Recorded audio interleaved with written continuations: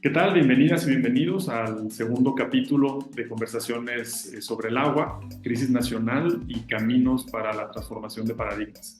En este programa nos interesa conocer más sobre la crisis del agua y las condiciones que la han producido en nuestro país y también reconociendo que una crisis es cuando un modelo que no ha funcionado no deja de morir y por otro lado las nuevas propuestas no logran nacer, nos encontramos en ese atore como país y entonces también queremos a través de conversaciones con especialistas y con personas que tienen mucha experiencia en el tema del agua, queremos conocer cuáles son los paradigmas que pueden nutrir un nuevo modelo y cuáles son los caminos que podemos construir en dirección a esos paradigmas. Hoy vamos a hablar sobre un tema muy importante tiene que ver con la corrupción estructural, la infraestructura de agua y saneamiento en nuestro país. Y tenemos pues el placer de que participe en nuestro programa Maylí Sepúlveda.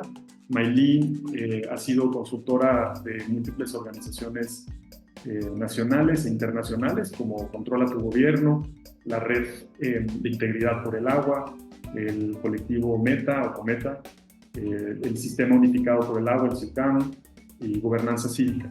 También Maylí en 2017 ganó el Certamen Nacional de Ensayo sobre la Fiscalización Superior y Rendición de Cuentas y tiene algo que aportar de manera muy importante, que es más de 14 años de experiencia trabajando en instituciones públicas. Entonces nos puede contar pues, su experiencia propia dentro de las instituciones públicas, lo que pudo ver ahí y también lo que ha visto desde sociedad civil.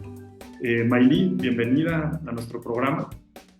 Nos da mucho gusto que estés con nosotros y quisiera pues arrancar preguntándote a nivel personal y profesional cómo llegaste a trabajar en temas de agua y qué es lo que te ha mantenido trabajando en este tipo de temas. Muchas gracias, Fermín, y gracias a Cántaro Azul por esta invitación. Para mí es un honor estar aquí con ustedes en este segundo programa. Y bueno, en realidad cuando nosotros yo estuve en el IFAI, el antiguo Instituto Federal de Acceso a la Información Pública, hace muchos años, cuando surgió el IFAI. A mí me tocó estar en el área de vinculación con la sociedad civil.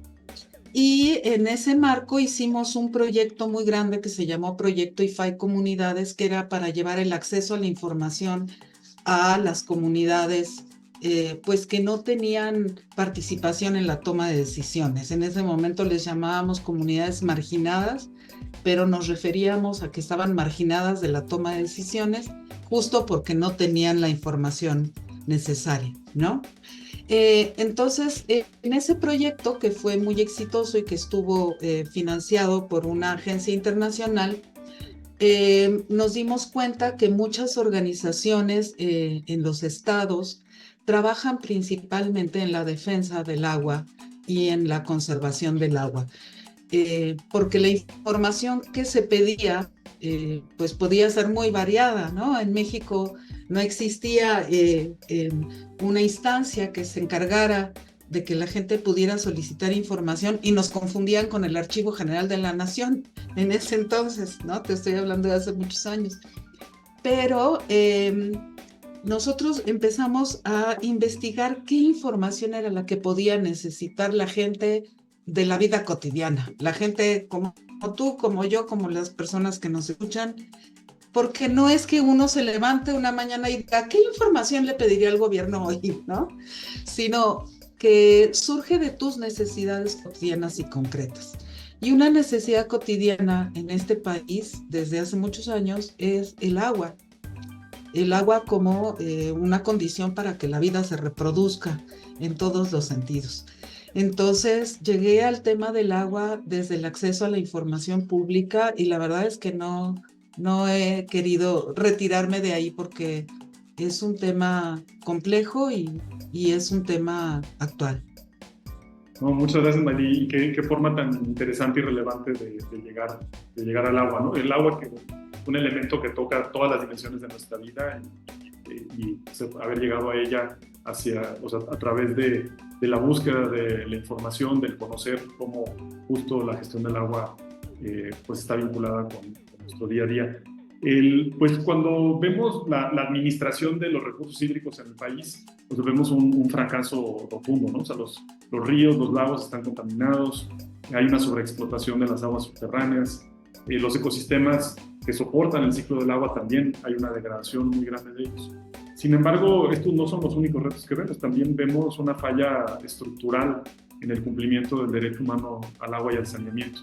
Es decir, no es solamente algunos puntos en nuestro país donde no se está cumpliendo, sino hay una falla sistémica al respecto.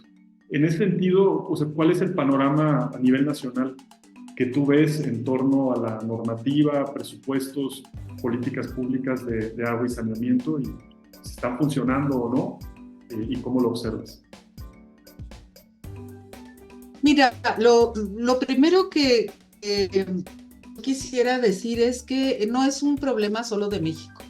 Es un problema que está afectando a todo el planeta y que sí tiene que ver con el cambio climático, pero el cambio climático no salió de la nada, de un sombrero, de un mago, ¿no? El cambio climático es resultado de una serie de acciones de la humanidad a lo largo de muchísimos años. Y sí creo que en México, como en muchos otros países, pues la depredación de los recursos naturales en aras de la acumulación de riqueza, pues nos ha llevado a depredar nuestro entorno. Se dice por ahí incluso que la caída de la civilización maya tuvo que ver pues con la escasez de recursos que había a su alrededor, ¿no? Empezó a escasear el agua, empezó a escasear las plantas, porque a nosotros se nos hace muy fácil decir, bueno, voy y saco leña y cocino, ¿no? Pero para que haya árboles y para que haya leña, pues se necesita agua, tú lo sabes mejor que nadie. Y bueno, hay historiadores que han dicho que la caída de la civilización maya fue por la mala gestión del medio ambiente, el deterioro de las fuentes de agua y pues del entorno que permitía reproducir la vida. Entonces, en México, durante el siglo pasado y durante el siglo antepasado, durante el siglo antepasado, es decir, me refiero al siglo XIX, el agua no era un tema porque había tal abundancia de recursos que no era tema. En el siglo XX empezó a generarse el problema porque pues había que llevar agua a más lados y las concentraciones humanas pues requerían de una mayor infraestructura y se crean diversas instituciones públicas para atender la provisión de agua, no tanto de saneamiento como de agua potable. Y a fines del siglo pasado y en el 2000 se crea la Conagua, pero resulta que la historia de nuestras instituciones, va mucho más atrás de cómo se está dando la dinámica social y la vida cotidiana. A lo mejor no nos damos cuenta, las personas muy jóvenes no se dan cuenta, pero este boom de las telecomunicaciones y del acceso a información casi en vivo, ¿no? Y en directo, pues hace que muchas de las políticas públicas, entre ellas las del agua, se vuelvan obsoletas muy rápido, ¿sí? ¿A qué me refiero? A que donde antes vivían 50 personas, pues ahora viven 2 millones, ¿no? Y donde antes una institución tenía que proveer para 50, ahora tiene que proveer para 2 millones. Y todas las leyes, las instituciones, las acciones gubernamentales son como objetos muy pesados que para moverse pues no responden de manera dinámica a las necesidades reales de la población. Entonces, por un lado, sí hay una falta de correspondencia entre una realidad dinámica y acelerada como la que tenemos hoy y las instituciones y las políticas públicas. En el tema del agua específicamente, es muy claro que hay una falta de correspondencia, ¿no? Que es muy lenta la adecuación de las instituciones a las necesidades sociales en el mundo de hoy. Pero también otro problema muy serio, y es el que nos convoca hoy aquí, es el que tiene que ver con la corrupción y la depredación de los recursos naturales. El agua, alguna vez alguien me dijo, es que igual que el petróleo, y le digo, no, no es igual que el petróleo. El agua tú puedes vivir sin petróleo, pero no puedes vivir sin agua. Y Claro, no solo los seres humanos, sino todo lo que está vivo depende del agua para existir. Cuando se depreda, por ejemplo, lo que ocurrió con Grupo México y el derrame de ácidos en el río Sonora, pues no solo se afecta a los seres humanos, se afecta a todo el entorno de esa naturaleza por muchísimos años, ¿no? Y eso que antes ocurría a una escala muy pequeña y muy rural, ahora cada vez está más cerca y cada vez se sabe más, ¿no? Y eso que ocurre, esa depredación ocurre por un tema de corrupción. Y siempre que uno piensa en corrupción, pues piensa en dinero, ¿no? ¿A poco no? O sí, sea, sí. piensas ¿Quién se que alguien se beneficia? lleva O sea, ¿qué te dinero. vas a comprar con el dinero que lograste ganar en esa interacción? Ajá. Pero fíjate que, curiosamente, tanto la Convención Interamericana como la Convención Universal contra la Corrupción, estos instrumentos internacionales, no tienen una definición de corrupción. Quien la ha hecho es Transparencia Internacional, y lo que dice Transparencia Internacional es que la corrupción es el abuso de poder de la gente que nos representa, o sea, de los gobernantes, de la gente que tiene poder, para beneficio particular, ¿no? Pues sí, esa definición es como la apropiación privada de los bienes públicos. Sí, Sí, la que tenemos más pero, presente, decíamos. pero no es un asunto solo de dinero, Sí, ¿no? O sea, los bienes públicos son las instalaciones también, no es nada más un asunto de dinero.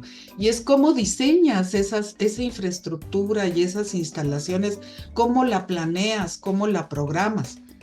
Eh, eh, por ejemplo, si nosotros pensamos más bien en que corrupción es la captura de los bienes comunes para beneficio de un grupo, pues a lo mejor estás pensando en un concepto más amplio. La captura de los bienes comunes para beneficio de un grupo. ¿A qué me refiero? A que hay una apropiación legítima por fuera de las reglas socialmente acordadas de lo que es público, ¿no? De los bienes comunes que son creados y sostenidos por todos para el futuro. Y me refiero no solo al agua, es la tierra, es el aire, es todos estos bienes que nos permiten habitar el mundo y no morirnos de hambre, de sed o de asfixia, ¿no? Y sí, esos bienes comunes se administran bajo un acuerdo social, ¿no? Y ese acuerdo social generalmente está en las leyes. Pero cuando esos bienes comunes se los apropia un grupo para beneficio de ellos, pues no les importa ni el futuro, ni los otros seres vivos que habitan ahí, nada, porque es esta idea inmediata de obtener lucro, ¿no? sí. El lucro inmediato. Sí, aquí Y otra vez, bueno, ajá, no, aquí lo sí, tenemos muy presente, ¿no? En San Cristóbal de las Casas tenemos, o sea, en realidad es en una región donde hay, pareciera como que hay abundancia de recursos hídricos y hay un contraste muy grande. Podemos tener, por ejemplo, una refresquera que, que está situada en la mejor fuente de agua que hay en la cuenca de Jovel, y tenemos un muy mal servicio de agua a las personas y con muchos barrios sin agua o agua de pésima calidad. Y muchas veces se ha buscado si el agua que está utilizando la refresquera o sea, le está quitando el agua a las demás personas. Y aunque no encontramos ese vínculo tan directo, sí, una cosa que para mí siempre he creído al analizar esta contradicción es a la refresquera le funcionan las leyes y las instituciones. O sea, las leyes y las instituciones le funcionan a la refresquera para que esté ubicada y que tenga una garantía de que su agua va a ser la mejor calidad y la que va a durar más tiempo, pero no le funcionan a la población. Y ahí es donde creo que te refieres en que la corrupción no es nada más si alguien le dio una mordida a la Conagua para poder tener esa concesión. Es que la institución le responde bien a los intereses particulares, a los intereses políticos, pero no le responde a la población. Y ahí estamos hablando pues de una corrupción todavía mucho más amplia que la transaccional económica. Y en esto, o sea, me gustaría preguntarte, pues, ¿quiénes se benefician del sistema actual y quiénes han sido afectados o quedan marginados de él? Pues hay muchos que se benefician. Se benefician, como tú lo acabas de describir muy bien, se benefician las empresas que lucran. O sea, el lucro se encarga, quienes hacen acciones con fines de lucro se encargan de adecuar las leyes, las políticas públicas y los acuerdos públicos para obtener lo que están buscando, que es lucro. Y en una sociedad como esta en donde vivimos, pues el lucro es legal, ¿sí? No estamos hablando de algo ilegal.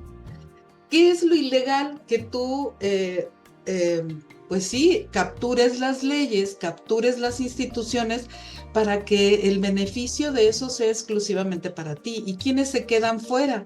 Quienes no participan en esa toma de decisiones. Y una manera muy clara de ilustrarlo es si tratamos de definir la corrupción, pero en términos positivos, porque corrupción es un término negativo. ¿Qué es lo contrario a corrupción? La buena administración pública, ¿sí? ¿Para qué queremos al Estado? Pues para que arbitre, para que garantice la equidad, para que garantice los derechos humanos y entonces arbitre y a cada quien le dé según su necesidad y de cada quien según su capacidad, como decía un viejo adagio, ¿no? Ese es el papel del Estado. El Estado tendría que mediar entre los intereses de todos, que en nuestras sociedades el lucro es legítimo. ¿Qué es lo ilegítimo? Que ese lucro implique que otras personas no puedan acceder a sus derechos humanos. ¿Y quiénes son los que no pueden acceder? Pues los que no tienen dinero, los que no lucran, los que no tienen con qué pagar.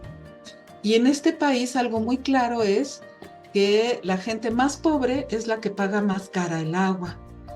Porque tomando tu ejemplo, en esa región donde está la refresquera, te aseguro que el barrio que no tiene agua es uno de los barrios más económicamente marginados de la zona. Y seguramente la gente tiene que comprar agua de garrafón, que es carísima. Tú Y lo agua en sabes. pipa también. Agua O en de garrafón, pipa. agua en pipa, las dos. Y fíjate, el agua de garrafón por lo menos aparentemente te entrega agua de calidad, agua segura, ¿no? Pero el agua de las pipas tú no sabes de dónde viene. A lo mejor allá en Chiapas hay fuentes o pozos, pero aquí en la ciudad, por ejemplo, en Xochimilco, hay una zona en Xochimilco donde suben el agua en burro.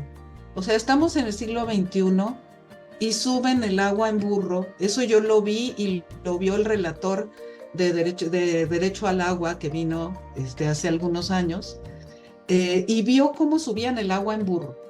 Si el agua la suben en burro, en el mejor de los casos son garrafones de agua potable. En el peor de los casos son unos contenedores que no sabes de dónde salió esa agua y que no sabes si la van a usar la van a usar para beber, para cocinar. El caso es que imagínate la otra parte, ¿no? ¿Dónde está el drenaje? En esa misma comunidad que sube el agua en burro, pues no hay drenaje, ¿no? Entonces el agua de desecho baja por el cerro, pues con toda la frescura del mundo, ¿verdad? ¿Qué te quiero decir con esto? Que ahí lo que se nota es la ausencia del Estado, pero no porque haya 3 personas en el Estado diciendo vamos a hacer este abuso. O sea, no le pongas rostro. Cuando te digo el Estado, te estoy diciendo el conjunto de leyes, políticas, presupuestos. Son muchas decisiones, es una cadena de decisiones, desde los que legislan hasta los que presupuestan, hasta los que implementan, que son los servidores públicos de calle, ¿no? Todos esos toman decisiones que no garantizan la equidad, que no garantizan el acceso al derecho al agua y al saneamiento, y lo hacen con una mirada de inmediatez a veces por razones políticas y a veces porque no tienen idea de lo que están haciendo, ¿sí? Entonces, lo que te quiero decir es que esas instituciones y esas leyes y esos servidores públicos no corresponden a las necesidades reales para tener una gestión sustentable, ya no Sí, integrada, sustentable del agua. y equitativa también, ¿no? O sea, digo, uno de los problemas más grandes de nuestro país es la desigualdad, la falla que ha habido en el sistema para profundizar más esa desigualdad. Me mencionabas que, o sea, por un lado, pues lo que ha sucedido es que en la falta de regulación, en la falta del arbitraje, hay una externalización de costos muy grande, ¿no? Por parte de esta, pues, de cómo operamos en la sociedad, pero en particular de las empresas. Y sí, la verdad, yo veo muchas de estas empresas que mencionamos en torno al agua, lo que veo es que se han convertido en especialistas en externalizar los costos. O sea, no están los costos integrados dentro de su balance para poder sacar una utilidad, y han podido tener utilidades muy grandes porque sobreexplotan el agua, porque la contaminan en vez de depositarla ya tratada, porque se abastecen del agua de mejor calidad, y entonces al utilizar esa, son otros los que tienen que pagar por tratar las otras aguas. Y esto de cierta forma viene producido porque siempre hay mayor dinamismo en la iniciativa privada, y en particular entre más grandes sean, en poder ajustarse al sistema. Y la regulación siempre viene retrasada y toma mucho más tiempo en tomar efecto. El sistema en el que estamos ahorita pues tiene una construcción importante hace unos 30 años y ha mostrado ya que está agotado. Hablábamos también como de la captura, y la captura a nosotros nos tocó verla de manera muy clara en el proceso de transición de gobierno en el 2018, de quienes empezaron a acercar a la que había sido en ese entonces designada como secretaria de Medio Ambiente, y quienes estaban buscando posicionar su agenda en la agenda de un gobierno que iba a entrar. Y después nos tocó también vivirlo y padecerlo de manera muy clara cuando fuimos asesoras y asesores de la Comisión de Recursos Hidráulicos, Agua Potable y Saneamiento, en la que se había logrado un planteamiento de que existieran foros horizontales a lo largo y ancho del país para documentar las problemáticas del agua y las propuestas, y que emergiera una iniciativa de Ley General de Aguas a partir de esos foros.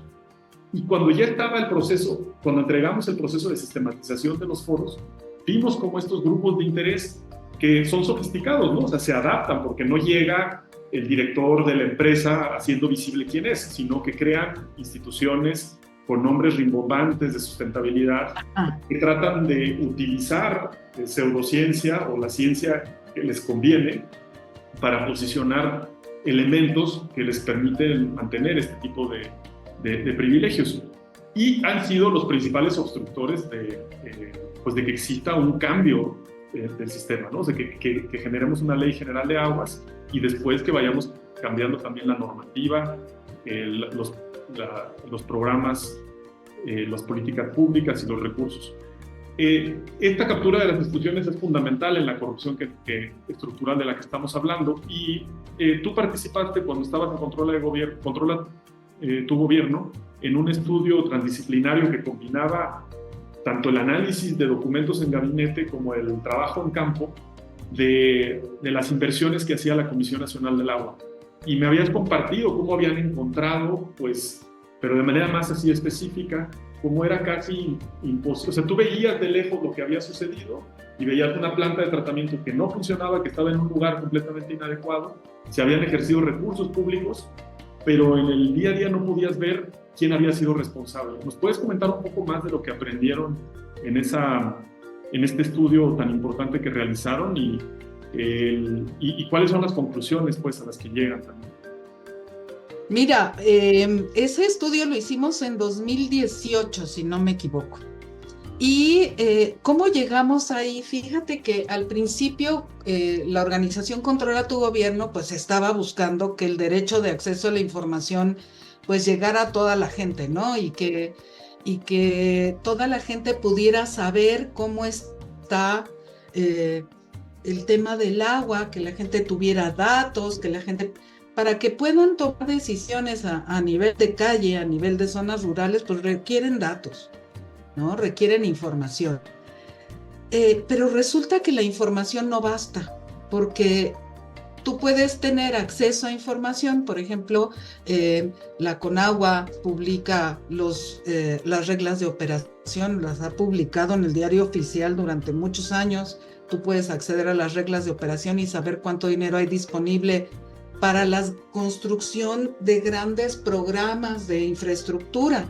Por ejemplo, en este caso nosotros nos clavamos mucho en el PROTAR, el Programa de Tratamiento de Aguas Residuales, que fue el programa estrella de la Conagua durante muchos años, porque tú lo sabes mejor que yo, un componente básico de sustentabilidad es tratar el agua para poder reusarla y para poder devolverla a la naturaleza, y que no es un recurso que podamos usar y tirar para siempre, sino que hay que tratarlo. Bueno, nos dimos cuenta entonces que no bastaba tener la información. ¿De qué nos sirve saber que la Conagua había dado muchos millones de pesos para construir plantas de tratamiento en el Estado de México si no sabíamos si esas plantas existían, si funcionaban? Entonces, buscando dónde podríamos saber si esas plantas se habían construido, más allá de ir físicamente y buscarlas, ¿no? Que eso hicimos, también fuimos a pie y en coche y llegamos a ver si existían o no donde decían que tenían que estar. Nos encontramos muchas sorpresas, por cierto.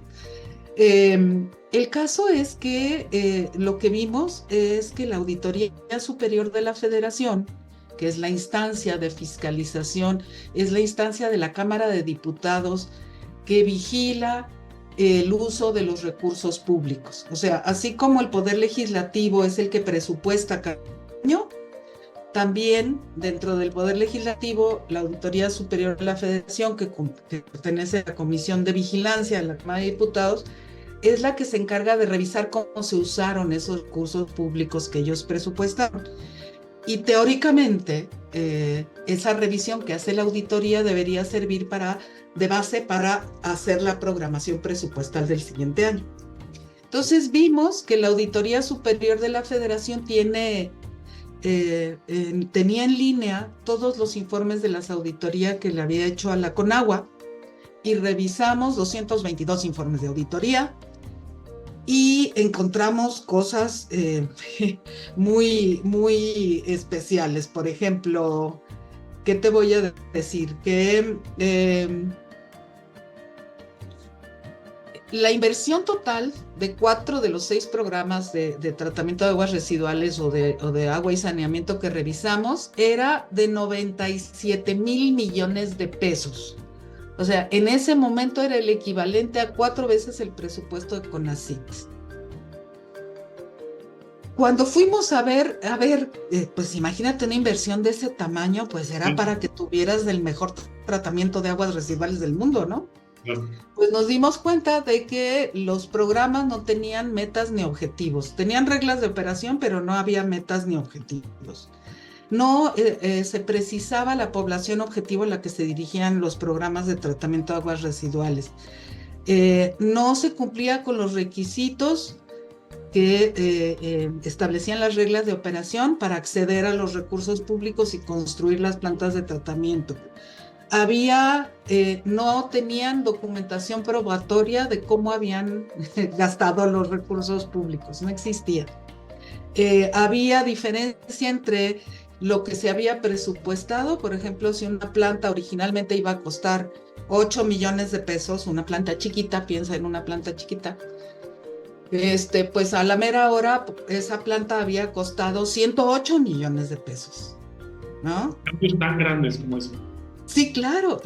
Un ejemplo de ello es un trabajo que hicimos con Fundar, que es la planta de tratamiento de aguas residuales de Huitzilcingo, en el Estado de México también, que la vimos desde chiquita, como dicen las mamás, ¿no? La vimos desde antes de que existiera, y que después de una serie de errores de administración pública, o sea, de actos de corrupción, de una mala administración pública, esa planta que debió costar 8 millones de pesos acabó costando 108 millones de pesos, y hoy por hoy esa planta está parada porque la construyeron sobre un manto freático un lugar distinto donde fue planeada, del otro lado del río Amecameca, de tal modo que esa agua que era para darle agua tratada para riego a los ejidatarios de la zona, está del otro lado del río, donde solo es zona habitacional. Entonces, si hubiera funcionado, habría que haber hecho un puente para poder llevar el agua del otro lado donde estaban los ejidos. O sea, todo mal. Lo que te quiero decir con esto es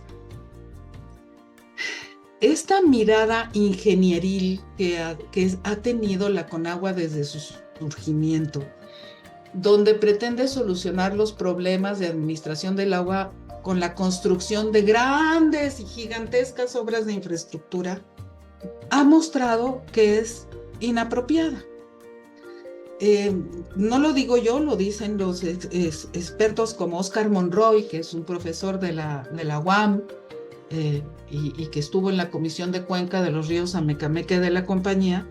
Él nos decía, con información técnica de muy buena calidad, que lo que hay que hacer es construir plantas de tratamiento chiquititas y cercanas a donde se produce el agua que se va a tratar. ¿Por qué? Porque mientras más cerca de la planta de tratamiento esté y más chiquita sea, pues mejor se puede adecuar a las características del agua, porque hay agua que trae químicos, hay agua que trae materia orgánica, hay agua que trae plásticos, y no todas las plantas sirven para todo. Y en lugar de eso, construyen la planta de tratamiento de aguas residuales de Atotonilco en 2009, ¿no? Que costó miles de millones de pesos. Era la más grande de América Latina. La planta ha estado funcionando un día sí y 5 días no, y cuando funciona un porcentaje muy poco de su capacidad. Esa planta de tratamiento le iba a dar agua para riego a la gente de la zona de Tula, de esa zona donde está la planta, y lo único que les ha dado ha sido enfermedades, gusanos en la piel, que sus cultivos estén contaminados y no se los reciban en la central de abastos. Y hace menos de un año hubo una toma de la planta que no estaba funcionando, por cierto, porque los ejidatarios y los campesinos de la zona quieren agua y dicen, esta planta solo nos contamina. Si no la van a arreglar y si no nos va a dar agua, que la quiten de aquí, porque nada más nos está generando enfermedades. Entonces, así de paradójico es el asunto. Y lo que te quiero decir con todo esto, y perdón que hable tanto, pero no es que llegue una persona o una empresa y se apropie de 108 millones de pesos. No. Es una cadena de malas decisiones, mala administración, unas deliberadas y otras no, que ya sea en la planta de Huitzilcingo, que es chiquitita, o en la de Atotonilco, que es gigantesca, llegan al mismo lugar, que es que la planta de tratamiento no funciona, que en el camino alguien se quedó con mucho dinero, ¿no? Por ejemplo, en la de Atotonilco está el grupo Carso involucrado, ¿no?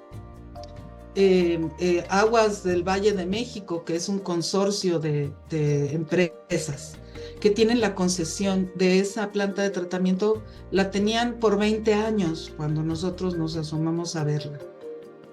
Y que le cuesta dinero porque no paga al municipio los impuestos que tiene que pagar, los derechos que tiene que pagar. Entonces también vas a encontrar en una búsqueda rápida de Google que el edil de ahí, de uno de los municipios aledaños a la planta, la fue y la clausuró porque no le habían pagado millones de pesos que tenía que pagarle al municipio. Entonces, la corrupción es un acto único que sucede una vez, funciona en redes y funciona en varios tramos de la cadena de toma de decisiones que se van sumando a lo largo del tiempo.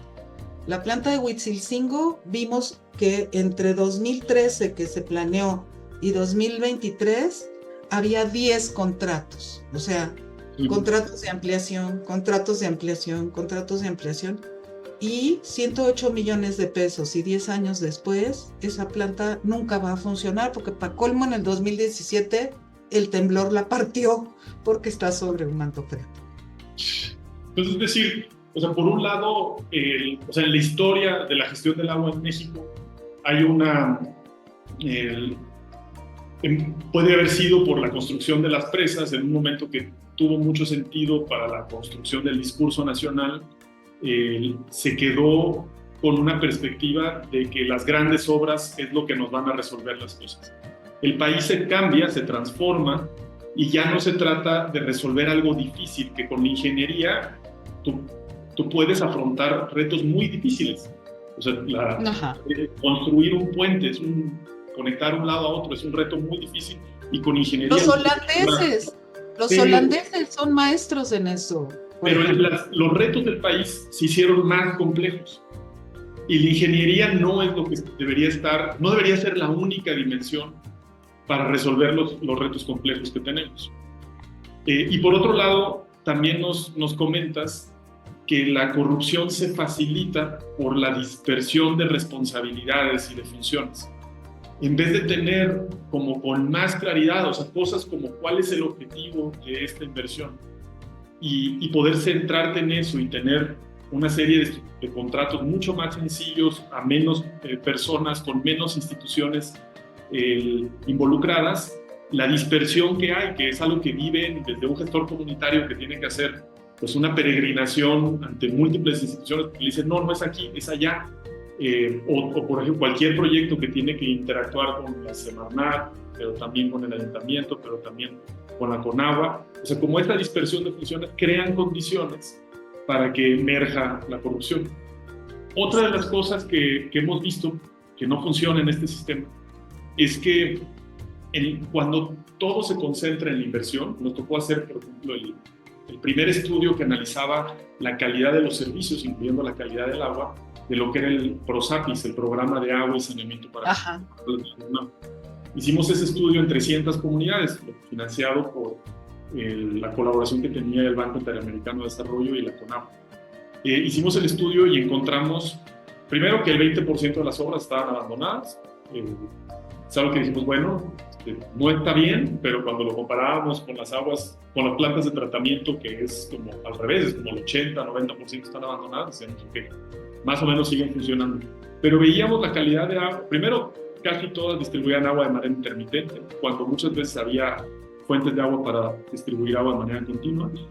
El 40% del agua estaba contaminada con E. coli, heces fecales, y se podían transmitir muchas otras enfermedades alrededor de eso. Y casi el 40% tenía o arsénico o flúor.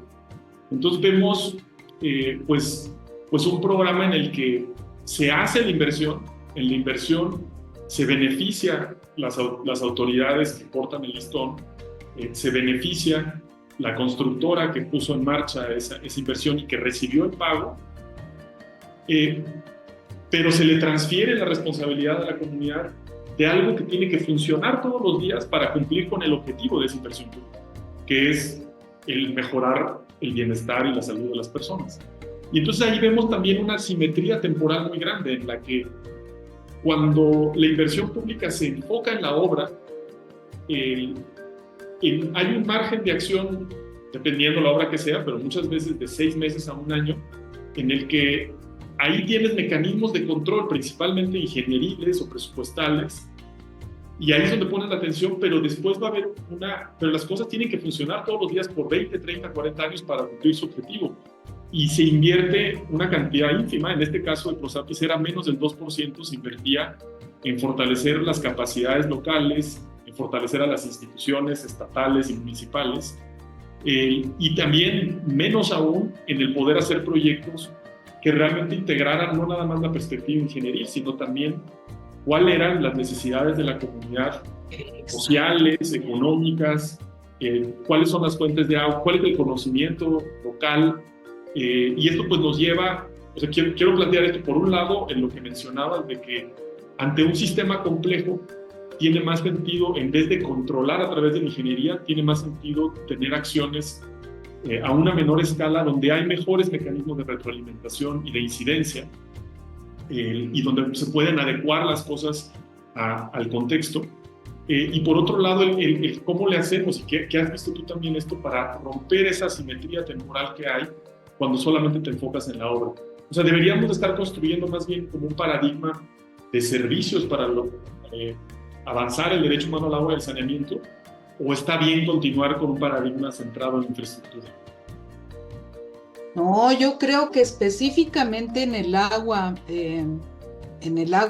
a diferencia de otras áreas de la administración pública, yo sí creo que es tan urgente el asunto, es de tan alto riesgo para la vida, tal y como están ocurriendo las cosas, y que las cosas sigan así por más años, nos va a llevar a un colapso del que va a ser muy difícil salir y mucho más caro salir. Entonces, creo que el cambio de paradigma es volver a lo pequeño. Yo sé que lo que estoy diciendo puede ser un poco que habrá quien me diga, a ver, ¿cuál es la política pública que implica volver a lo pequeño? Se puede crear un sistema nacional de gestión del agua que sustituya a la Conagua, en donde se articulen los 3 órdenes de gobierno y las comunidades, pero que se construya de abajo hacia arriba, o sea, como si estuviéramos hablando de las células y los tejidos de un cuerpo. Si tú regresas a lo pequeño y logras involucrar a la población en la gestión del agua, ahora, esto también es muy utópico porque la gente está muy ocupada ganándose su dinero todos los días para poder comer, y no toda la gente tiene tiempo para participar en estas instancias de participación ciudadana que se crean. Pero hay modelos, o sea, tú y yo conocemos muy bien los comités comunitarios de agua, por ejemplo, que no en todo el país están reconocidos y que han funcionado contra todo durante por lo menos los últimos 30 años. Muchos de ellos son los que se han encargado de darle servicio a las personas, ¿no? Otra idea que podría ponerse sobre la mesa es las cooperativas. El manejar la gestión del agua a través de cooperativas de participación social mayoritaria, y donde el Estado solo cumpla con su función de vigilancia de que esa cooperativa funcione, que rinda cuentas, o sea, hay una reglamentación. ¿Por qué? Porque las cooperativas podrían funcionar con personal que recibiera remuneración por participar en la cooperativa, que tuviera pautas de productividad, no con la empresa. ¿Por qué yo digo que las empresas no? Porque las empresas legítimamente buscan lucro. Entonces, si tú le concesionas la gestión del agua a una empresa, no puedes esperar que se ponga a defender el derecho humano al agua y que de verdad invierta futuro. No, esa empresa va a tratar de buscar la mayor ganancia posible mientras le dure la concesión, y va a reducir la inversión al máximo para entregar, cuando se termine la concesión, una infraestructura que generalmente va a estar obsoleta o en mal estado, y que a ver cómo le hace la comunidad o el gobierno para recogerla, ¿verdad? Entonces, por eso creo yo que tendría que ser a través de modelos tipo cooperativa, y creo también otras cosas. Creo que es impostergable una ley general de agua, que ya es urgente, pero a la iniciativa ciudadana que yo conozco, por lo menos, le faltan algunas cosas y sigue teniendo una visión viejita de la gestión del agua. ¿A qué me refiero? A que en un entorno como el actual, donde todo está digitalizado, donde hay una hegemonía del dato, a eso me refiero. O sea, también hay una hegemonía del dato. ¿Quién tiene acceso a los datos sobre agua? ¿Quién los puede pagar? Por ejemplo, la Conagua puede tener su sistema de información de agua muy bonito, muy limitado porque no tiene suficiente presupuesto, y su infraestructura al respecto es tan mala que lo hackearon hace poquito, ¿no? Y lo dejaron inservible. Varios meses. ¿Sí? Entonces, eso demuestra que está obsoleto. Eh, ¿Quién tiene la información sobre agua? Bueno, pues hay empresas que se dedican a generar información y la venden. ¿A quién se la venden? ¿A quién la puede comprar? ¿Quién la compra? Las empresas, no las comunidades. ¿Qué datos son los que se generan? Los que se venden. Entonces, por eso yo hablo de la hegemonía del dato en materia de información en agua, porque la información debería ser pública y debería estar a disposición de todos para la toma de decisiones de grandes y chiquitos.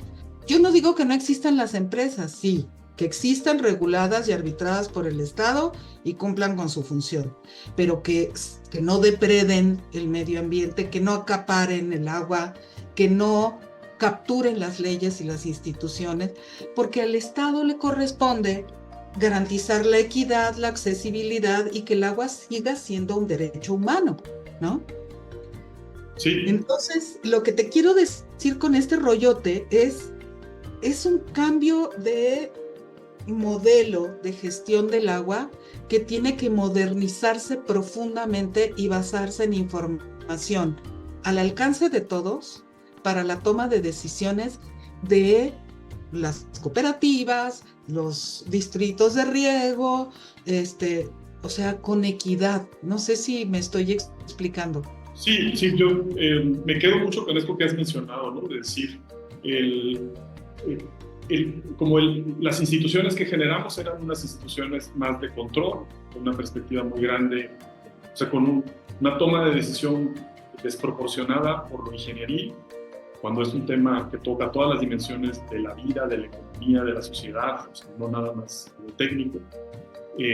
Ese nos alcanzó, pues, los problemas nos alcanzaron, o sea, tanta externalización de costos durante décadas, cientos de años, de pasarle la factura al futuro, pues ahora ya nos alcanzó esa factura. Tanta degradación de lo rural ya nos alcanzó también a lo urbano, y que jode también pues devastado lo rural, los ecosistemas. Y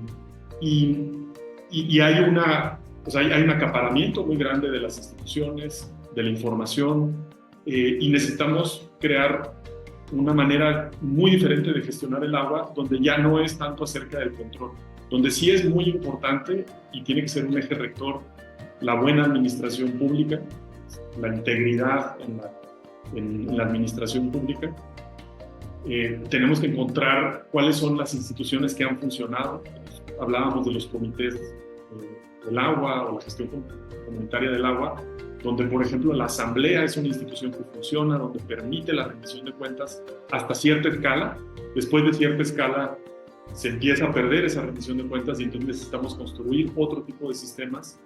La transparencia, la generación de información y la transparencia parecen ser fundamentales en esa siguiente, o sea, la inversión en generar información y en transparentarla parece ser que es fundamental para esas siguientes escalas, o sea, como la escala ya no de una comunidad rural pequeña, pero escala de un pueblo, de una ciudad, se necesita otra dinámica para poder tener esa retroalimentación directa y que las consecuencias sean integradas en la operación, porque si no son integradas en la operación, pues seguimos profundizando más la gestión inadecuada.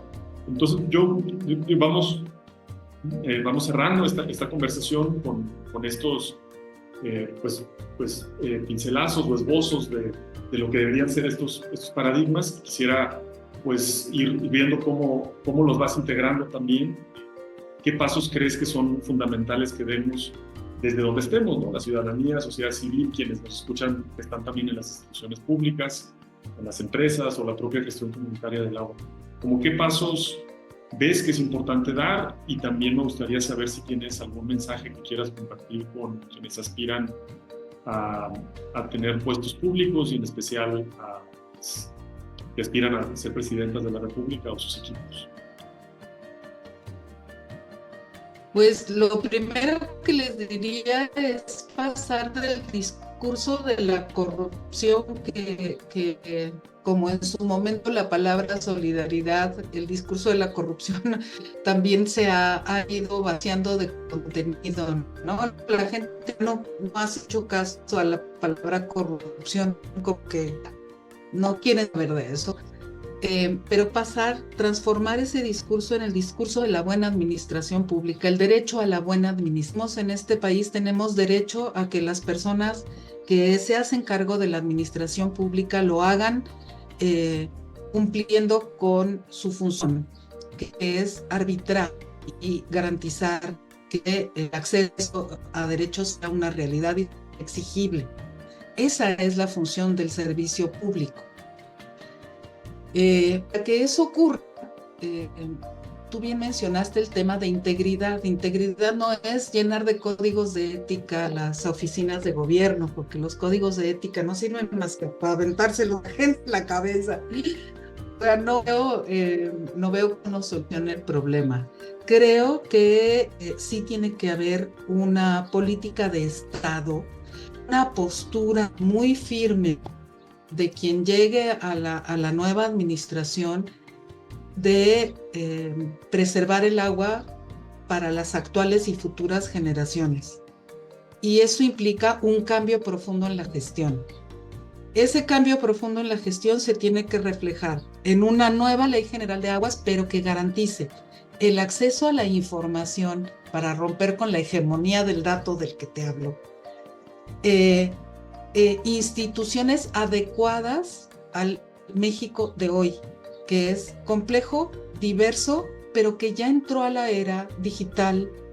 Entonces, yo sé que no todo mundo tiene acceso a Internet, que no todo mundo tiene acceso a datos en formato digital, pero ese es un primer paso, ¿no? Porque sobre la base de la información y de la transparencia se puede crear mecanismos de economía social y solidaria que permitan a la gente gestionar el agua y al Estado cumplir con su función de ser rector, de ser garante de derechos y árbitro entre los distintos intereses que existen.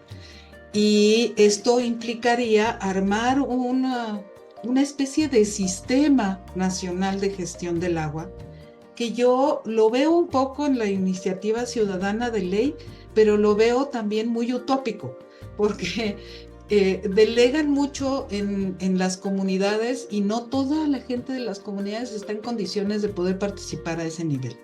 Por eso pienso que las cooperativas podrían ser un buen mecanismo porque dan oportunidades de trabajo, reconocen que la gestión del agua puede generar riqueza si se administra bien y puede generar mayor conciencia sobre el uso y el tratamiento del agua. Porque hasta ahorita nuestra política pública ha mirado, en el mejor de los casos, al agua, a la distribución de agua potable y muy poquito al saneamiento de las aguas residuales. Ha gastado mucho dinero, pero no ha solucionado el problema. Y en lugares como Yucatán, por ejemplo, si tú te pones a ver los 10 municipios más pobres del estado de Yucatán, ¿cuántas casas tienen acceso al drenaje? Te vas a asustar y te vas a ir de espaldas. El agua que no va al drenaje, ¿a dónde va? Esa es la pregunta. Y por último, cerraría esto diciendo, este cambio de visión, de paradigma, implica, por ejemplo, cosas tan elementales como separar el drenaje, el agua del drenaje del agua de lluvia.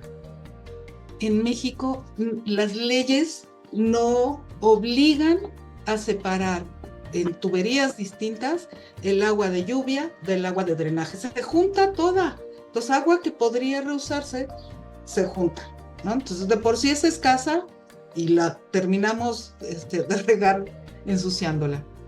Entonces, resumen, sí creo que hay que cambiar el enfoque por un enfoque de derecho al agua y al saneamiento que preserve la vida, no solo de los humanos, sino de todo el entorno.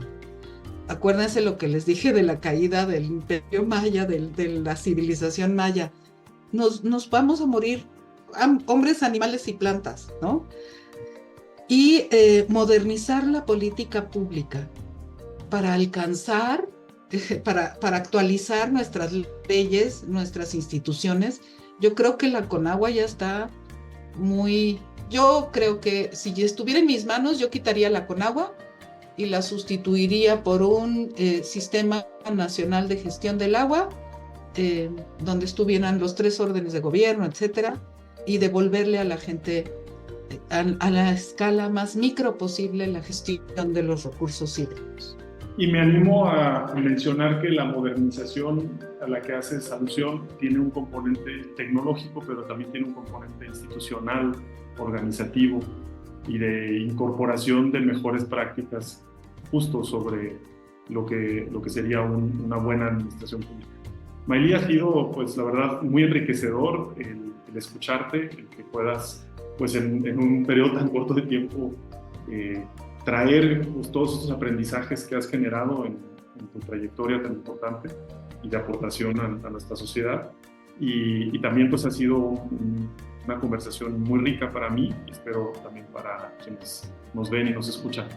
Muchísimas gracias, Maylí, por venir a este programa, y a la audiencia les invitamos a que semana con semana puedan sintonizarnos y poder escuchar estos temas tan importantes en esta búsqueda de una transformación real para lograr generar pues una gestión hídrica con equidad, sostenibilidad y también el cumplimiento del derecho humano al agua y al saneamiento. Muchísimas gracias y hasta la próxima. Gracias.